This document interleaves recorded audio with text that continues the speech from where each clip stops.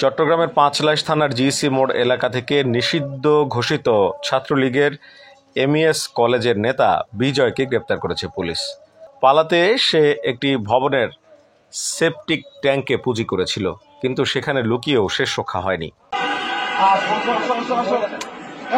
বৃহস্পতিবার দুপুরে তাকে সেখান থেকে গ্রেপ্তার করা হয় বলে জানিয়েছেন স্থানীয়রা। ঘটনার একটি ভিডিও সামাজিক যোগাযোগ মাধ্যমে ভাইরাল হয়েছে, যেখানে দেখা যায় এক ব্যক্তি সেপটিক ট্যাঙ্কের ভেতরে লুকিয়ে আছে, তার শরীরের উপরের অংশ দৃশ্যমান।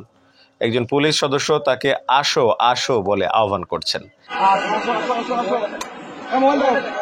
প্রত্যক্ষদর্শীরা জানান, দুপুরে জিইসি মোড় এলাকায় স্থানীয় বিএনপি নেতা কর্মীরা বিজয়কে ধাওয়া দিলে সে পাশের একটি ভবনের ছাদে থাকা সেপটিক ট্যাঙ্কে লুকিয়ে পড়ে। পরে পুলিশ ঘটনাস্থলে পৌঁছে তাকে গ্রেপ্তার করে। তবে পাঁচলাইশ থানার এসআই সাজ্জাদ হোসেন জানিয়েছেন, বিজয় নামে কোনো ছাত্রলীগের নেতাকে তারা গ্রেপ্তার করেছেন এমনটি জানা নেই। স্থানীয় সূত্র বলছে, বিজয় ছাত্রলীগের কোনো বড় পদে না থাকলেও এমইএস কলেজে ছাত্রলীগের নেতা পরিচয় দিয়ে নানা অপকর্ম করেছে।